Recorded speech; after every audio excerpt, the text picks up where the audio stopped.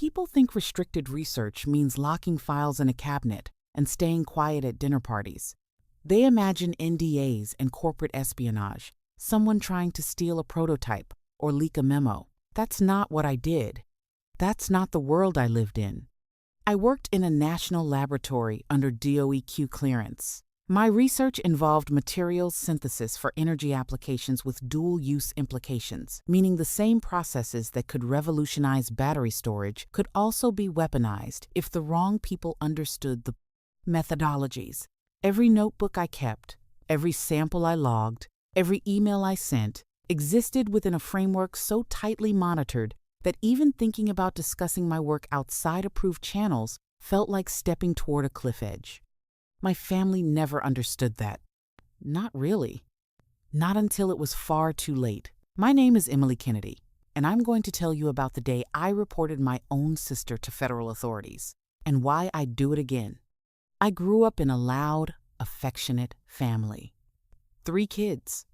My older brother Daniel, me in the middle, and my younger sister Rachel. My parents ran a small accounting firm together, the kind where tax season meant 14-hour days, and the rest of the year was community softball leagues and neighborhood barbecues. They were good people, honest people. They raised us to value family above everything. When I told them I'd been accepted into a doctoral program in materials chemistry, they were proud but confused. My father asked if I was going to teach. My mother wondered aloud if I'd ever have time for a family of my own. Daniel, who managed a regional sales team for a logistics company, clapped me on the back and said, "Just don't forget us when you're famous." Rachel, 3 years younger than me, was finishing her undergraduate degree in communications. She was charming, social, effortlessly likable. She had twice as many friends as I'd ever had and half the patience for details. She used to joke that I was the one who got the brains while she got the personality. I never corrected her, even though I knew it wasn't quite true. She was smart. She just didn't care about the things I cared about. Before I go any further, I want to ask you something. If this story resonates with you, if you've ever had to choose between what's right and what's easy, please take a second to like this video and subscribe to the channel. It helps more than you know, and it lets me know these stories matter to you. And if you've been through something similar, leave a comment below. I read every single one. Now, let me tell you how it all started. After my postdoc, I was recruited to Redstone National Laboratory in New Mexico. The hiring process took 11 months. Background checks, interviews with people who never gave their last names, polygraphs, financial audits. They spoke with my high school teachers. They tracked down a roommate I'd had for 6 months in graduate school who'd moved to Sweden. When I finally received my clearance and started work, I was assigned to a project called Helix Protocol, a research initiative examining lattice-level energy retention in ceramic composites. It doesn't sound dangerous, I know, but the applications were broad and the margins for error were non-existent. If someone replicated our work without the safety parameters we'd developed, the results could be catastrophic. If a foreign government obtained our synthesis maps, they'd gain a decade's worth of progress overnight. I was told very clearly during onboarding, you do not discuss your work, not with colleagues outside your project team, not with friends, not with family. You do not photograph your workspace. You do not take materials home. You do not access research files on unsecured networks. Violating these rules isn't a fireable offense, it's a federal crime. I took it seriously. I always had, but my family didn't. The first time I went home for Thanksgiving after starting at Redstone, my mother asked what I was working on. I said, energy materials research, and changed the subject. She looked hurt. My father said, "Come on, Emmy, we're not going to tell anyone." I smiled and said I wasn't allowed to talk about it, and the conversation moved on. Rachel pushed. She always did. "Is it like nuclear stuff?" she asked over pumpkin pie, her eyes bright with curiosity. "Are you making bombs?" "No," I said. "It's not weapons research. But it's classified? It's restricted. There's a difference. What's the difference? I set my fork down. Rachel, I really can't talk about it. She laughed. You sound like a spy. Daniel chimed in. She's not a spy, Rach. She's a lab rat. No offense. None taken. I just think it's weird, Rachel continued, leaning back in her chair. Like, we're your family. You can't even tell us what you do all day? No, I said quietly. I can't. She rolled her eyes. My mother changed the subject.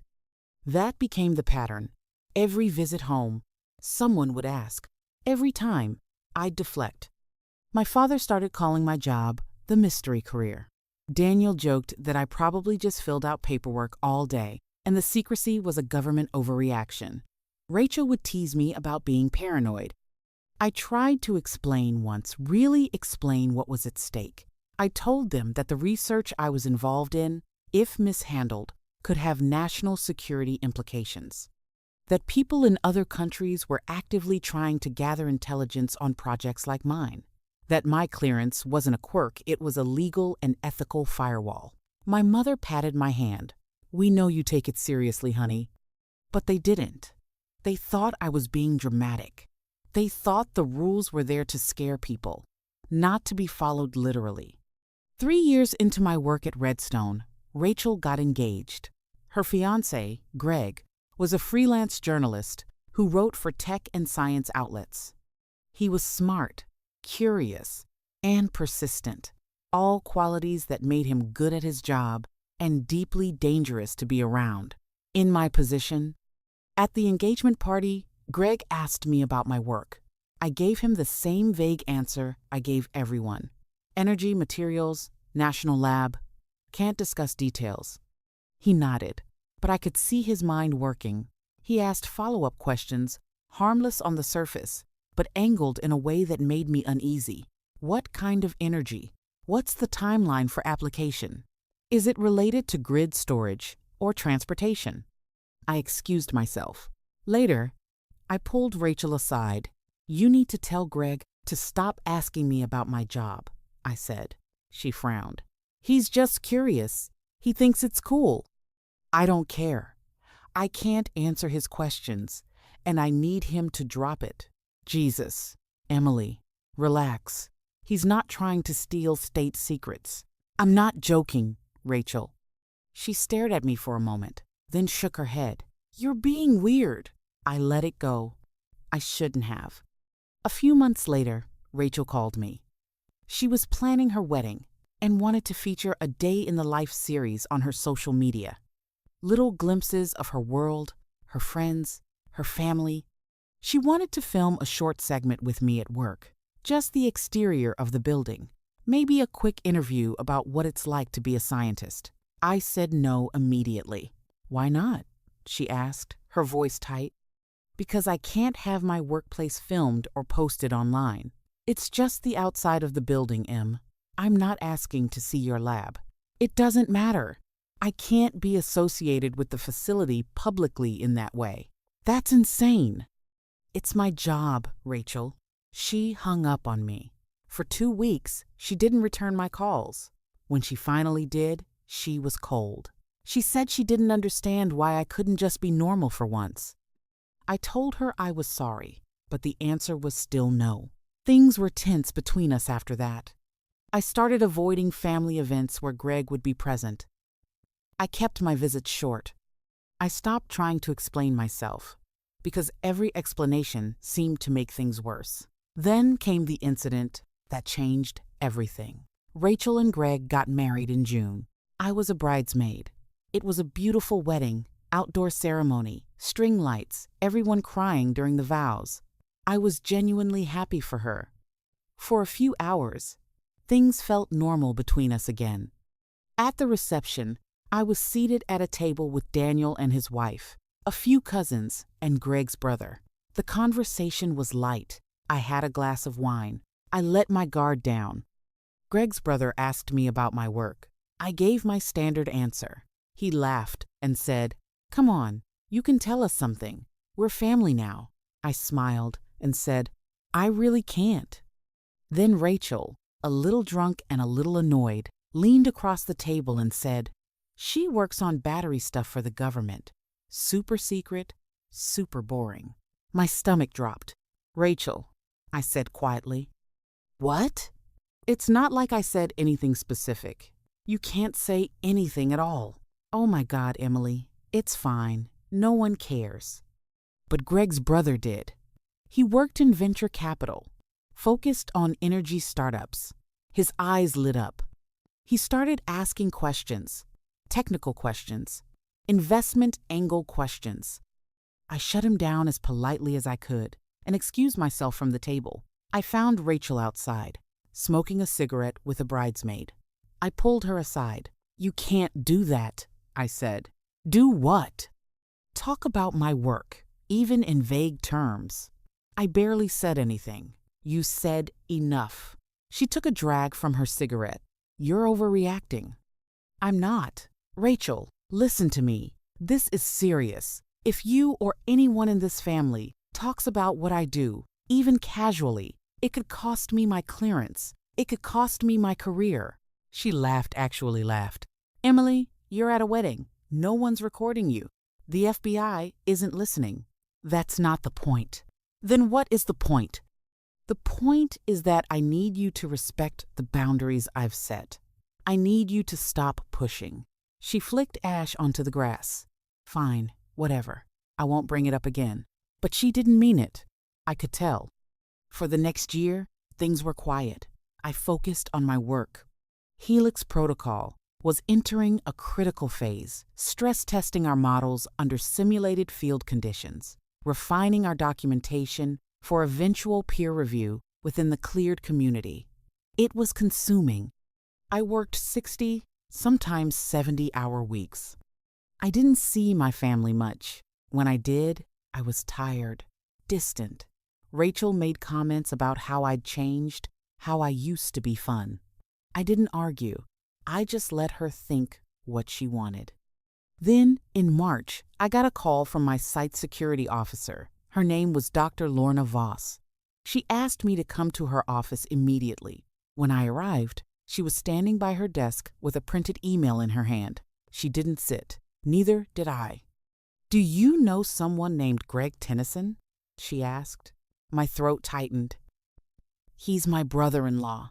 "Does he know the nature of your work here?" "No, I've never discussed it with him." She handed me the email. It was from an editor at a clean energy trade publication. The subject line read, "Inquiry Lattice Retention Research," and DOE Labs.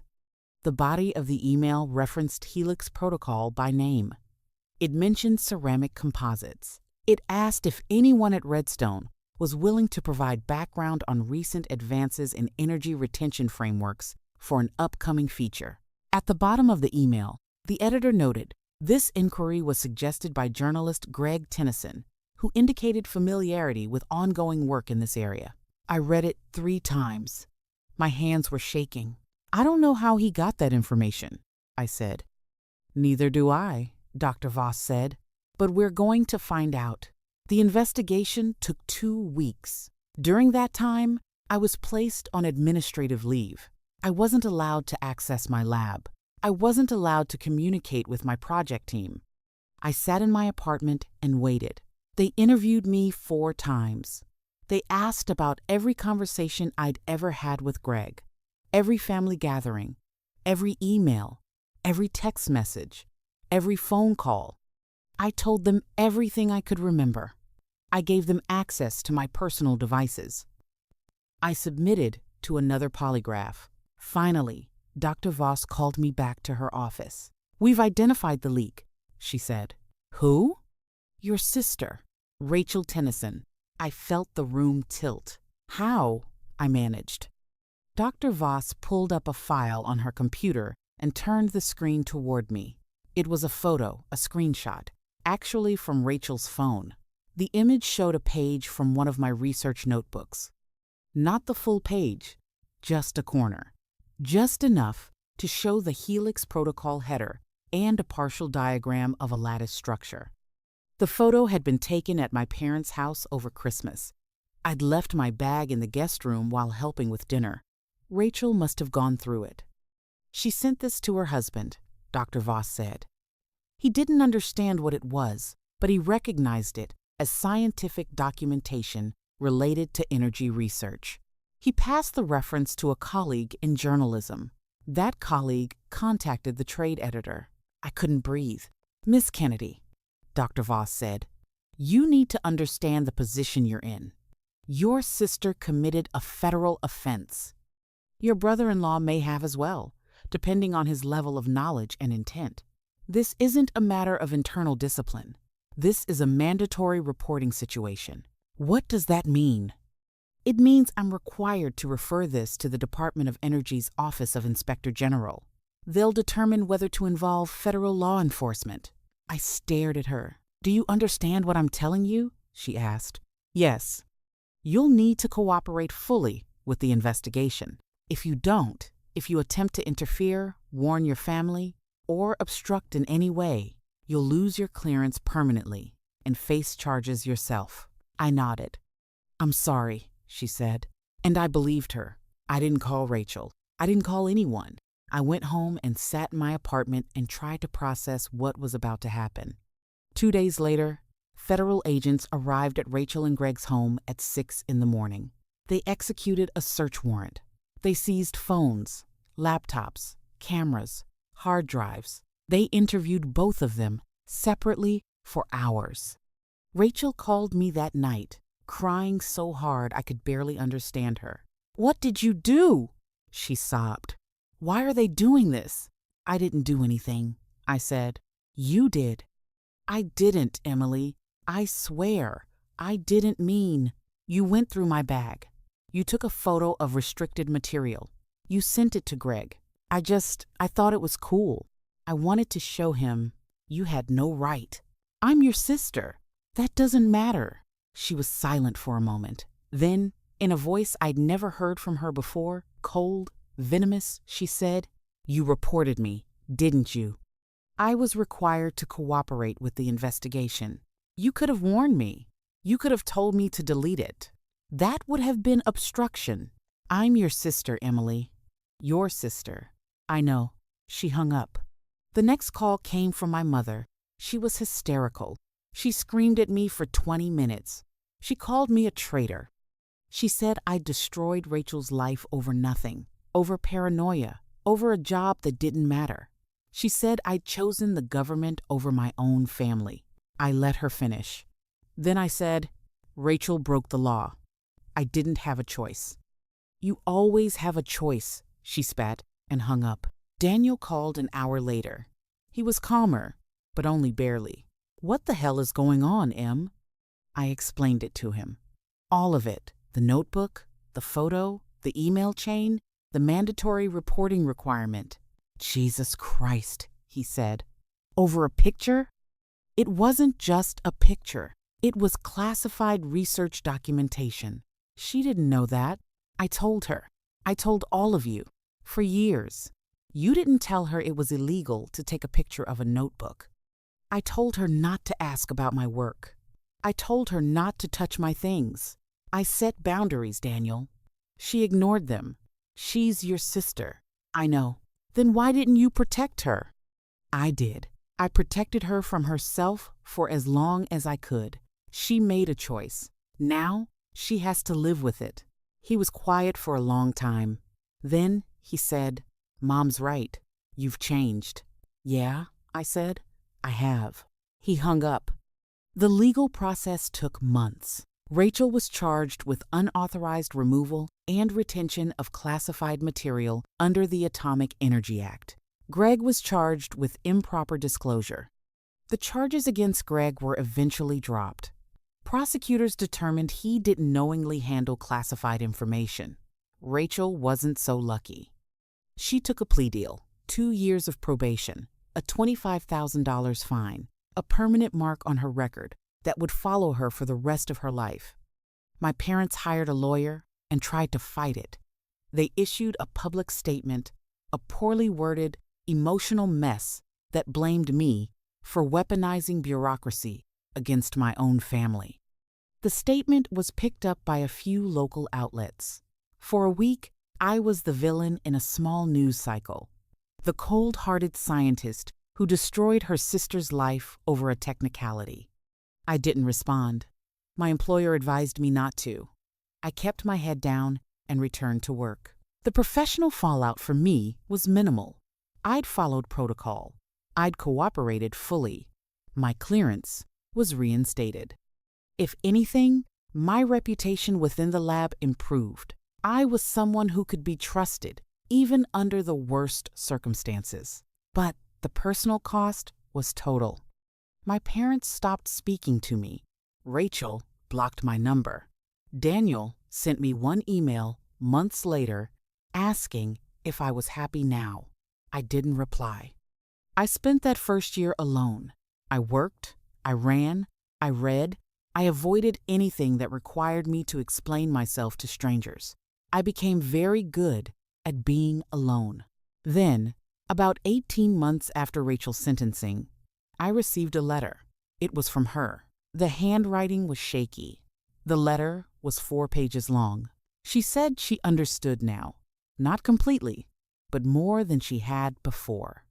She said the lawyer had explained things to her, how the rules I followed weren't arbitrary, how the system I worked within wasn't designed to protect egos, but to protect lives. She said she still didn't think it was fair, but she understood why I'd done what I'd done. She said she was sorry for going through my bag, for dismissing me, for not listening. She didn't ask me to forgive her. She didn't ask to reconcile. She just said she wanted me to know that she was trying to understand. I wrote back. I told her I didn't regret what I'd done, but I was sorry it had come to that. I told her I'd tried to protect her by setting boundaries, and I wished she'd respected them. I told her I hoped she was okay. She didn't respond. A few months later, my mother sent me a card. No letter, just a card with a printed message, thinking of you. Inside, she'd written, in tiny script, I don't know if I'll ever forgive you, but I'm trying to understand. That was all. Daniel never reached out. Last year, I was promoted. I'm now the lead investigator on a successor initiative to Helix Protocol. Something even more complex, even more sensitive. I have a team of 12 researchers under me. I'm consulted on policy decisions at the departmental level. I've published 3 papers in restricted journals that will never see public release, but that have influenced energy strategy in ways I'm proud of. I'm good at what I do. I'm respected. I'm trusted. I'm also completely alone. I don't go home for holidays. I don't have a relationship with my family. I don't talk about my childhood or my siblings with colleagues. When people ask if I have family, I say it's complicated and change the subject. Sometimes I wonder what my life would look like if I'd made a different choice, if I'd warned Rachel, if I'd told her to delete the photo and hoped no one ever found out. I think about it more than I should, but every time I do, I come back to the same conclusion. I couldn't have lived with that. I couldn't have continued doing the work I do, knowing I'd compromised it to protect someone who refused to respect it. I couldn't have looked my colleagues in the eye. I couldn't have trusted myself. People think restricted research is about secrets. It's not. It's about trust. It's about proving every single day that you can be trusted with something bigger than yourself. That you won't bend the rules because it's convenient. That you won't put relationships above responsibility. I didn't destroy my sister's life. She made a choice. I made a choice. We both live with the consequences. 3 months ago, I ran into Greg at a conference in Denver. He was covering the event for a trade publication. We made eye contact across the room. He looked away. I didn't approach him. There was nothing to say. That night, alone in my hotel room, I thought about Rachel. I wondered if she was happy, if she'd rebuilt her life, if she ever thought about me. I'll never know. A colleague once asked me if it was worth it losing my family to keep my job. I told him it wasn't about keeping my job. It was about keeping my integrity. He didn't understand. Most people don't, but I do. I made a promise when I accepted my clearance. I promised to protect the work I was entrusted with, no matter the cost. I knew what that meant. I knew what I was risking. And when the moment came when I had to choose between my family and my principles, I chose the only thing I could live with. I would make the same choice again. I would make it every time.